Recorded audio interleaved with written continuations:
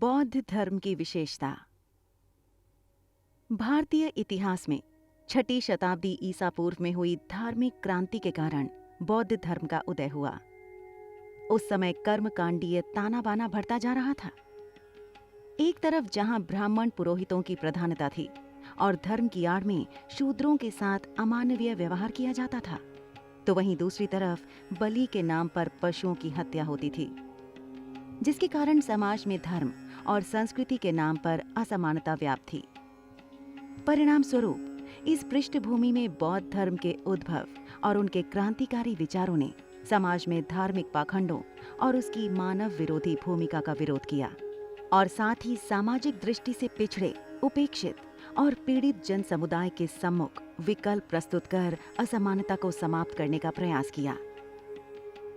इस क्रम में बुद्ध ने आत्मपीड़न से रहित अर्थात स्वयं को कष्ट देकर संतुष्ट होना जैसे जीवन का उपदेश दिया और वैदिक यज्ञों तथा कर्म कांडों का विरोध करके मध्यम मार्ग अपनाने का रास्ता दिखाया।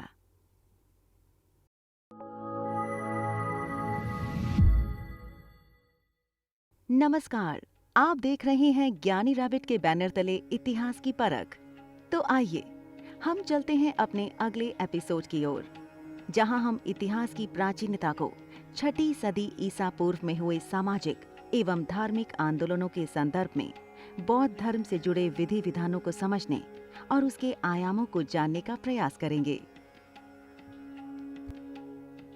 बुद्ध ने सांसारिक मोह माया से उपजे दुखों के संदर्भ में मध्यम मार्ग का प्रतिपादन किया और बताया कि दुख जीवन का मूल तत्व है, जिसके आधार पर उन्होंने 4 आर्य सत्यों को प्रस्तुत किया।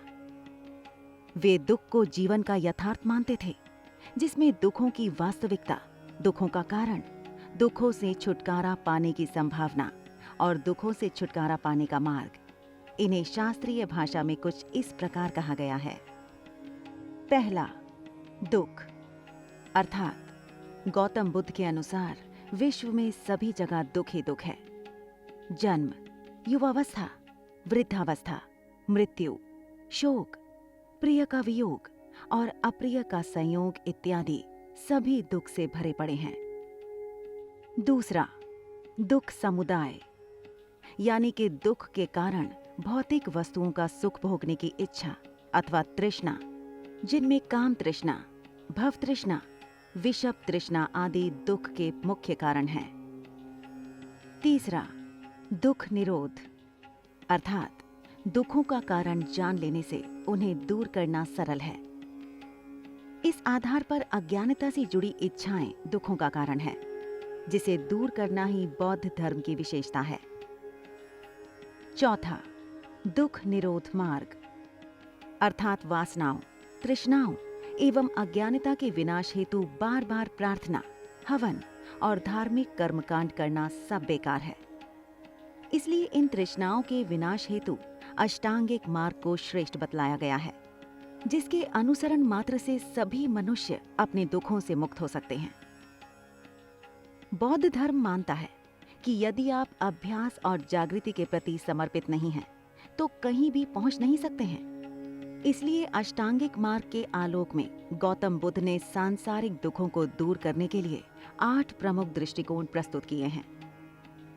अष्टांगिक मार्ग सर्वश्रेष्ठ इसलिए है कि ये हर दृष्टि से जीवन को शांतिपूर्ण और आनंदमय बनाता है।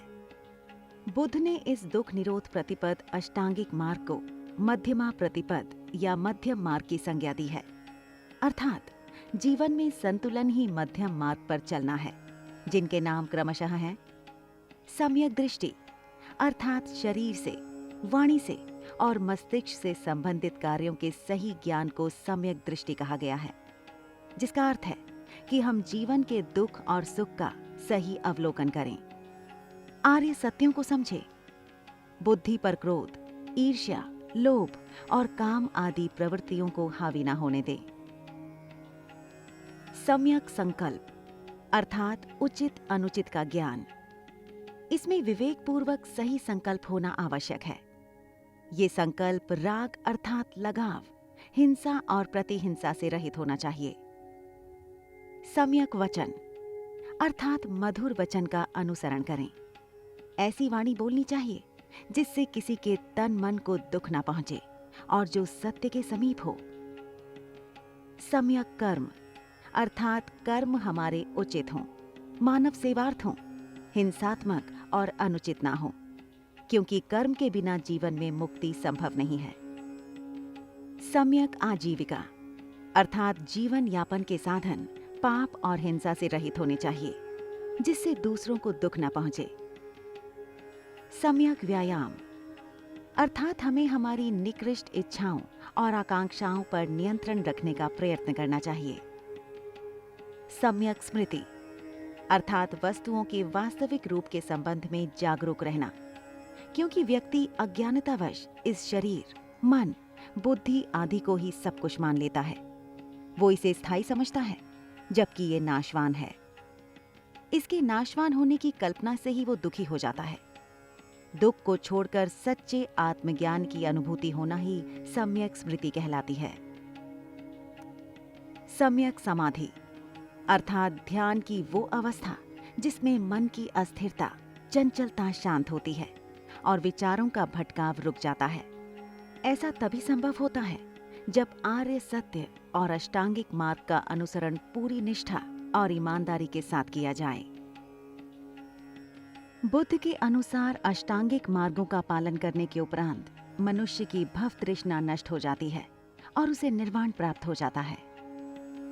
अष्टांगिक मार्ग के साधनों को 3 स्कंधों में बांटा गया है, जैसे प्रज्ञा, जिसमें सम्मिलित है सम्यक दृष्टि, सम्यक संकल्प, सम्यक वाक। शील, इसके अंतर्गत हैं सम्यक कर्मांत, सम्यक आजीव, सम्यक व्यायाम।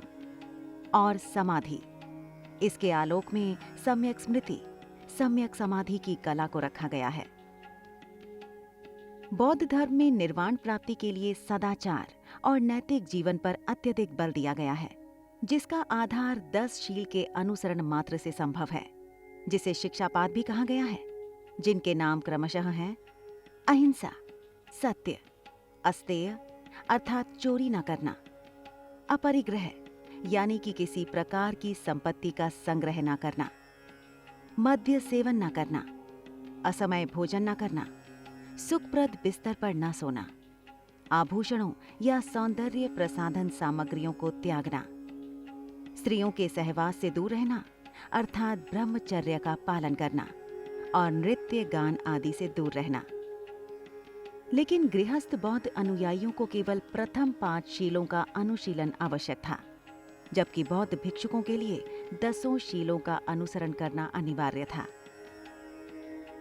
पुनर्जन्म प्राचीन ग्रंथों में उल्लेखित पुनर्जन्म के सिद्धांत को गौतम बुद्ध भी स्वीकारते थे।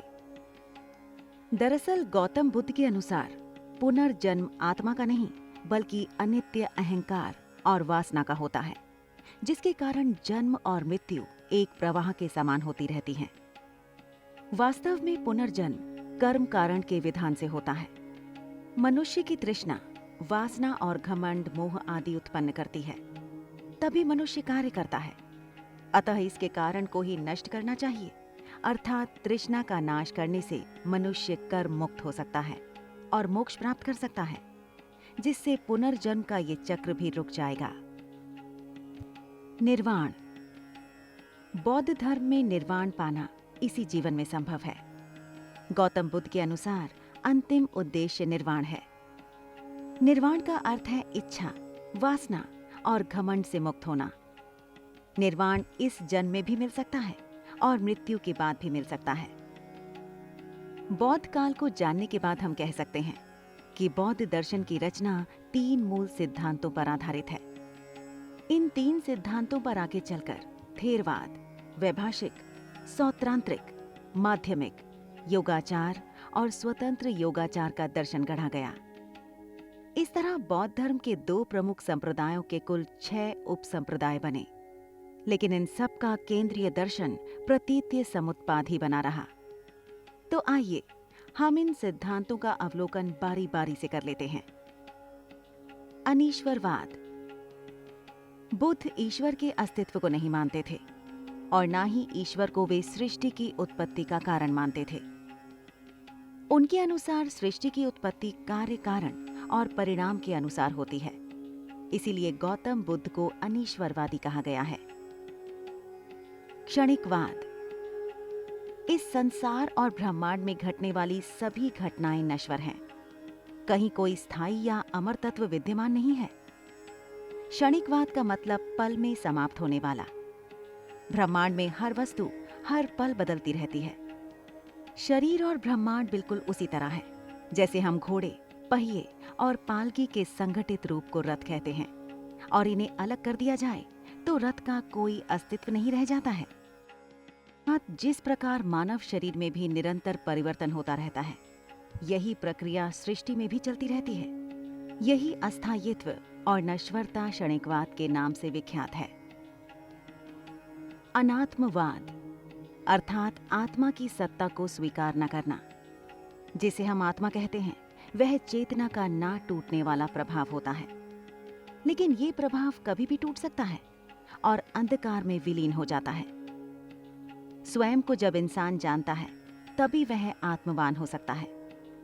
बुद्ध ने स्पष्ट कहा है कि हम इस जीवन में निर्वाण की अवस्था में ही स्वयं को जान सकते हैं, यानी इस जीवन में ही सब कुछ प्राप्त कर सकते हैं।